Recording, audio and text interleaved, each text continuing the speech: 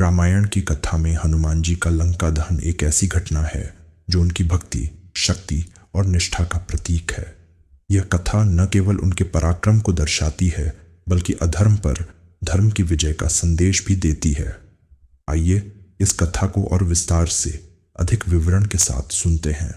रामायण के युद्ध काल में जब रावण ने माता सीता का अपहरण कर लिया और उन्हें लंका ले गया, तब भगवान राम और वानर सेना ने मिलकर माता सीता की खोज करनी शुरू कर दी। इस महत्वपूर्ण कार्य के लिए हनुमान जी को चुना गया, जो न केवल पवन पुत्र थे बल्कि भगवान शिव के 11वें रुद्र अवतार और राम के परम भक्त भी थे। उनकी शारीरिक शक्ति, बुद्धिमत्ता और भक्ति उन्हें इस कार्य के लिए सबसे उपयुक्त बनाती थी।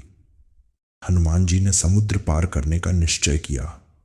विशाल सागर को देखकर पहले तो उनके मन में थोड़ा संदेह हुआ, लेकिन जांबवंत ने उन्हें उनकी शक्तियों का स्मरण कराया। हनुमान जी ने अपने विशाल रूप को धारण किया और एक ही छलांग में समुद्र को पार करने की ठानी। रास्ते में सुरसा और सिंहिका जैसे राक्षसों ने उन्हें रोकने की कोशिश की, लेकिन हनुमान जी ने अपनी बुद्धि और बल से उन्हें परास्त किया। अंततः वे लंका के तट पर पहुंचे।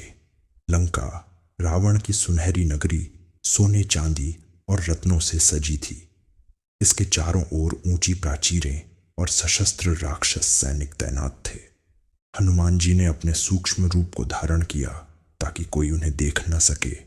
वे रात के अंधेरे में लंका में प्रवेश कर गए और सीता माता की खोज शुरू की।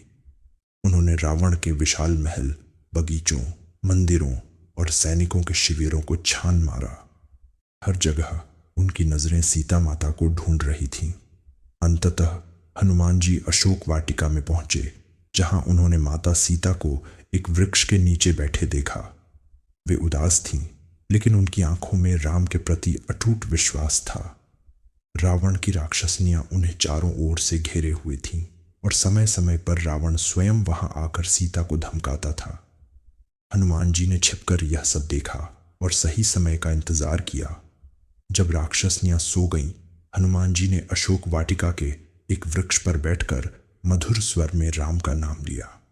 उन्होंने राम की कथा गाकर सीता माता का ध्यान आकर्षित किया।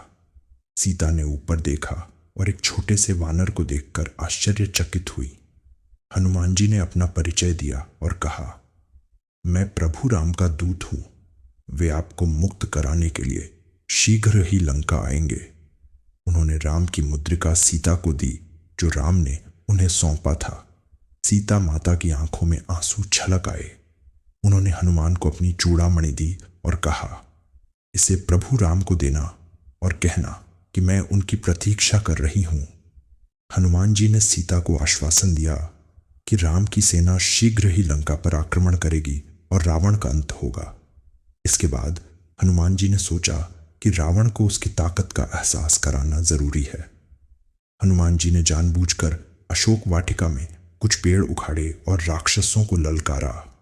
रावण के सैनिकों ने उन्हें घेर लिया, लेकिन हनुमान जी ने अपनी शक्ति का प्रदर्शन करते हुए कई राक्षसों को परास्त किया और रावण के पुत्र अक्षय कुमार को मार दिया। अंततः रावण के पुत्र मेघनाद ने अपने ब्रह्मास्त्र का प्रयोग कर हनुमान को बांध लिया। हनुमान जी ने राम की आज्ञा का पालन करते हुए बंधन स्वीकार किया, क्योंकि वे जानते थे कि यह रावण से आमने सामने बात करने का अवसर देगा। हनुमान जी को रावण के दरबार में लाया गया। रावण का दरबार भव्य और भयानक था।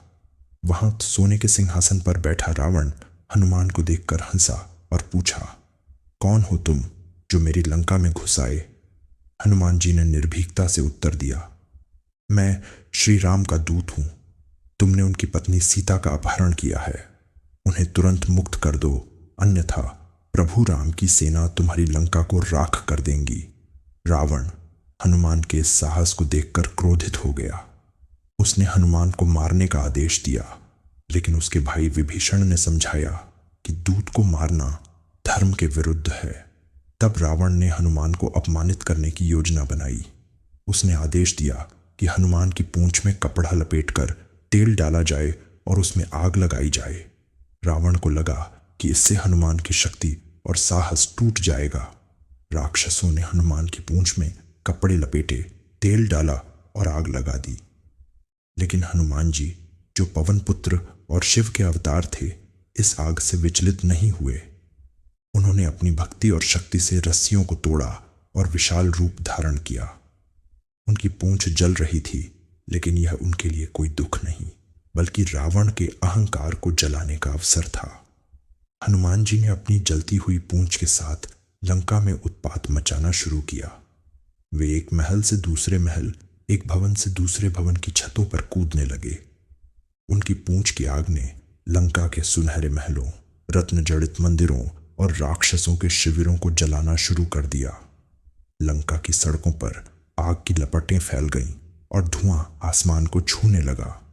राक्षस और उनके परिवार भय से चीखने चिल्लाने लगे। हनुमान जी ने सुनिश्चित किया कि अशोक वाटिका, जहां सीता माता थीं, को कोई नुकसान न पहुंचे। उनकी बुद्धिमत्ता और भक्ति ने यह सुनिश्चित किया कि आग केवल रावण के अहंकार और अधर्म को ही भस्म करे। पूरी लंका में अराजकता फैल गई। रावण के सैनिक आग बुझाने की कोशिश में लगे, लेकिन हनुमान की शक्ति के सामने वे असहाय थे। अंततः हनुमान जी ने समुद्र में छलांग लगाकर अपनी पूंछ की आग बुझाई और वापस राम के पास लौटने की तैयारी की। हनुमान जी का यह लंका दहन केवल एक दंडात्मक कार्य नहीं था, बल्कि यह रावण और उसकी सेना के लिए एक चेतावनी थी। यह दर्शाता था कि राम की शक्ति और उनकी सेना का पराक्रम अजेय है। हनुमान जी ने रावण के अहंकार को चुनौती दी और लंका के राक्षसों के मन में भय पैदा किया। यह घटना रामायण के युद्ध की शुरुआत का प्रतीक थी, जिसने रावण को यह एहसास कराया कि उसका अंत निकट है। हनुमान जी वापस राम के पास लौटे और उन्हें सीता माता की चूड़ामणि सौंपकर सारी घटना सुनाई। राम ने हनुमान की भक्ति और पराक्रम की प्रशंसा की। इस घटना के बाद राम ने अपनी सेना को संगठित किया और लंका पर आक्रमण की तैयारी शुरू की। सेतु निर्माण हुआ और अंततः राम की सेना ने लंका पर चढ़ाई की। रावण का अंत हुआ और धर्म की जीत हुई।